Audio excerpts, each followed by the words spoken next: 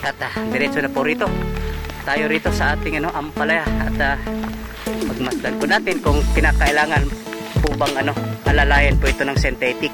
At titignan na rin po natin kung tuyong-tuyo na po ba yung medyo kailangan na rin po ito na mapapadalo yan mga paryente, kasi medyo natutuyo na rin po yung yung pong lupa. Ayan, at dapat ito mga paryente laging malinis, kasi ito po yung Galaxy Max. Ako po yung gumagamit talaga ako ng Mestiza.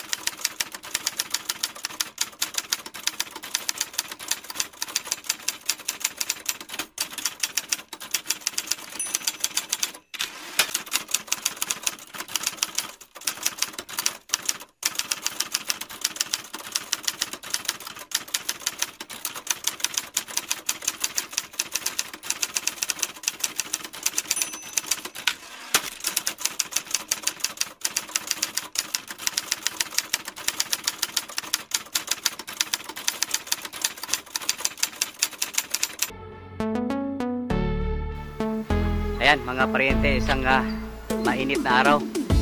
Time check po, alas 9:30 ng umaga. Dito tayo ngayon sa ating tatlong secondary crops. Ito nga pong upo, Japanese cucumber at saka yung sitaw. Balita ko po nakapagpitas na raw po sila dito po sa ating upo. Noong nakarang linggo po wala pa po tayong nakikita bunga. Bulaklak lang po yun nakikita po natin nung nakarang linggo, pero siguro 3-4 na araw lang po pwede na ho silang, ang bilis po nilang lumaki. Kaya nga mga paryente, ayan, mayroon na nga gumapang dito po sa taas. Ayan, mataba po yung ating upo mga paryente. Napakataba. At mayroon na po tayong nakikita mga nakabiti na mga bunga. Ayan, mataba po yung ating upo. Tsaka ito nga pong ating pipino, yung huling pitas po raw nila, nakakuha po sila ng 4 na kilo. Ano nangyari po nito? Dito na po ito sana Ayan, at makikita ho natin marami na pong pipitasin dito po sa ating pipino mga paryente, at saka malinis na po. At nakikita ho natin may bakas po ng tubig. Ibig sabihin po mga paryente, nakapagpadaloy po sila rito ng tubig lagoon po natin. Ito nga yung sinasabi ko, mayroon na tayong nakaabang na canal irrigation dito. Kaya kung kinakailangan magpapatubig po tayo, sandali na lang po mga paryente. Yan, may po tayo doon, nakaabang na yung ating water hose. Ayan, sandali na lang po at tanggalin na po yung tali po dyan sa dulo. Ayan, dadaloy na po yung ating tubig lagoon. At ito nga pong ating sito mga paryente, medyo hindi po ito yung kumbaga itsura po ng isang sitawan, kasi mukhang napakalayo po ng pagitan po ng bawat tanim po natin mga paryente.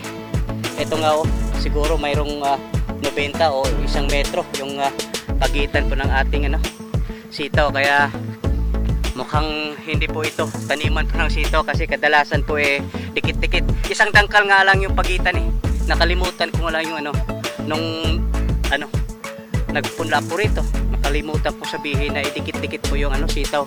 Pero kahit papano mga paryente, isang pitasan, nakapagpitas po tayo ng 8 kilo mahigit. Kaya hindi na rin masama mga paryente, kasi ito naman po secondary crops lang po natin. Kumbaga sa pagkain po ito po yung mga side dish. Kumbaga hindi po itong ating major crops mga paryente. Kaya may isang ampalaya po rito, survival mga paryente. Ayan ayan, at malinis na malinis po mga paryente Ito yung maganda pag malinis po yung ating tudling. napakaganda po tignan at saka iwas na rin po ito sa mga sakit. Ayan. At napansin din po natin mga parente, yun po ating may mga butas-butas, yun po ibang dahon ng ating sitaw at mamayang hapon po schedulean po natin ito ng mag-i-spray po tayo rito, lalo na po itong itong sitaw kasi lapitin din po ito ng yung uod mga pariente. Yung ito namang popo at saka itong pipino, hindi gaano. Ito lang po yung sitaw. Kasi yun na nga, lapitin po ito ng uod. Ayan. Yan mga pariente. Sa ngayon pa lang, yung po ating sitaw, pipino at saka yung ating upo, hinahanapan na po natin ng kung saan tayo magtatanim kasunod po noon. Kasi hanggat maaari mga pariente, gusto ko nating tuloy-tuloy po yung ating supply po ng ating kahit yung secondary crops po natin. Hanggat maaari tuloy-tuloy po yung ating supply kahit pa konti-konti. Kaya wala ho tayong maisip na espasyo kung hindi dito po sa dragon fruit po natin itatanim po yung ating sitaw, upo at saka yung ating pipino. At saka wala na ho tayong gagawing trellis po rito mga pariente kasi yung po poste gagamitin po yan natin dyan na lang natin itatali po yung ating baga twines. Tsaka ito naman po kasing dragon fruit ito naman po yung season na lang po ito mga pariente. Mga ilang buwan magmula ngayon wala na po ito. Wala nang ako tayo nakikita yung mga mayroon pa may ilan na kasisibol ng mga bulaklak mga pariente, pero seasonal po kasi itong dragon fruit. Kaya ito po yung lugar naisipan po natin, dito ho tayo magtatanim doon po sa ipapalit doon po sa ating sitaw, pipino at saka yung ating upo. Ayan, nandito tayo sa ating kalamansi na ini-intercrop po dito sa ating papaya. Ayan, at pansin po natin mga pariente, unti-unti na pong tumutuyo yung po mga damo po rito. Ibig sabihin nabigyan na po ito ng herbicide. Dapat naman talaga ito yung damo po kasi rito, kasi pag ito po sobrang sukal na, magastos po sa herbicide. Ayan, ito na po yung ating at tigin po natin yung pong dahon po niya, medyo gumanda ng bagya yung dahon po niya mga pariente. Kaya yung pagbibigay po natin ng fungicide, pinapahol po muna base sa lang po yun, sa kakulang po ng init. Kasi nung mga nagdaang linggo lagi daw umuulan at lagi pong nababasa, kaya napansin po natin pumangit po yung ating papaya at pinapahol ko muna yung pagbigay po ng fungicide. At o-obserbahan natin yung ngayong mga darating na araw, mukha namang gumaganda ulit sila mga pariente. Ayan, at dito na rin po sa ating likuran, naayos na lang po sana yung po ating irrigation pump, yung pangmalakasan po nating bomba. Nalagyan na po ng yung kanal, kasi nandoon po yung ating yung po ating lagoon. Pero hindi pa po naayos po yung ating irrigation pump, kaya hindi pa po ito nabigyan po ng napapadaluyan po ng tubig. Kaya medyo marami po siyang bunga mga pariente, pero maliliit at saka matitigas. Ayan, sa kakulangan po ng tubig mga pariente, kasi ngayong nagdaang mga araw daw sobrang init na po. Ayan, at diretso na po rito tayo rito sa ating ampalaya, at pagmasdan po natin kung kinakailangan po bang alalayan po ito ng synthetic, at titignan na rin po natin kung tuyong-tuyo na po ba yung medyo kailangan na rin po ito na mapapadaluyan mga pariente, kasi medyo natutuyo na rin po yung yung pong lupa. Ayan, at dapat ito mga pariente laging malinis, kasi ito po yung Galaxy Max. Ako po yung gumagamit talaga ako ng mestiza, pero wala na pong mabibiling mestiza mga pariente. Ewan ko yung mestiza F1, ewan ko kung tinigil na po nila yung production po ng mestiza, kasi pagkakalam ko pag nagpas na po raw na 10 years parang magpapalit na rin po sila ng yung variety. Kaya yung nirequest po natin na mistisa, ito po yung dumating, yung pong Galaxy Max. Ito na rin po yung Galaxy Max na huli po ito kasi yung pong ano, natatandaan ko nung araw, mayroong Galaxy. Pero ito ay Galaxy Max at yun kagandahan po kasi doon sa ano, mestiza ipon kasi resistant po yun sa ano, pamamarako. Yung ang huling cropping po natin, yung first cropping po natin nandoon, isang puno lang po yung ano, namamarako po doon kaya bunot po natin kaagad at wala naman, hindi naman siya nakapag ano, hawa sa iba at yung ang sabi ko ni kasamang timber ay laging lilinisin po itong paligid kasi minsan po kasi pag may isang puno na namamarako at yung pagkakalam po po ano, yung magdadala, yung magkakalat po ng sakit lalo na yung pangmamarako, yung pong aphids. Kaya pag malinis po yung paligid mga paryente, maiiwasan po yun natin mga insektos. Kaya lagi ho natin itong ano, tinitignan kung mayroon pong mga sinyalis na pamamarako at bubunutin natin kaagad mga paryente at tayo po natuwa kasi pati yung sa taas mga paryente nalagyan na rin po ng ano, yung pong mga tali. Ayan. At baga ito'y tapos na mga paryente.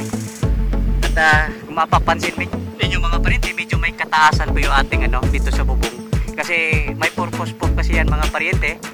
Yung pong ating tractor pag medyo mababa lang yan, yung ating tractor hindi makakapasok. At yun namang tractor po natin, yun ay ginamit natin pang weeder, pagtanggal po ng damo mga paryente. Kitang kita naman po natin, napakalinis. Dapat mai-maintain po natin na ganito po kalinis para maiiwasan po natin yung pagkalat po ng sakit. Kasi yung sakit naman mga paryente, hindi maiiwasan yun. Mayroon talagang sakit. Pero kung malinis lang, katulad po nito, maiiwasan po yung pagkalat po ng sakit. Ayan. Ayan mga paryente, ito na po yung ating planting field para dun po sa ating kamatis.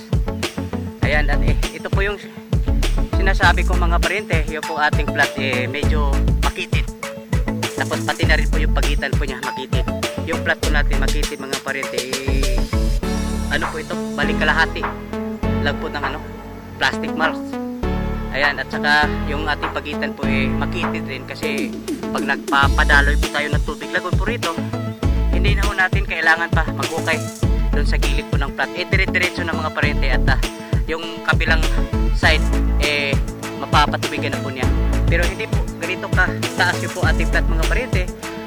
Ano lang, siguro may mga 4-5 inches lang mga paryente, 6 inches pinakamataas. Kasi pag sobrang taas katulad po nito, ano, mahihirapan makapag-absorb po ng ano, yung pong tanim doon po sa ating ipapadalo na tubig, yung po tubig lagun. Ayan, at sa klolo na rin po tayo mga paryente doon po sa ating mga taga-maintenance.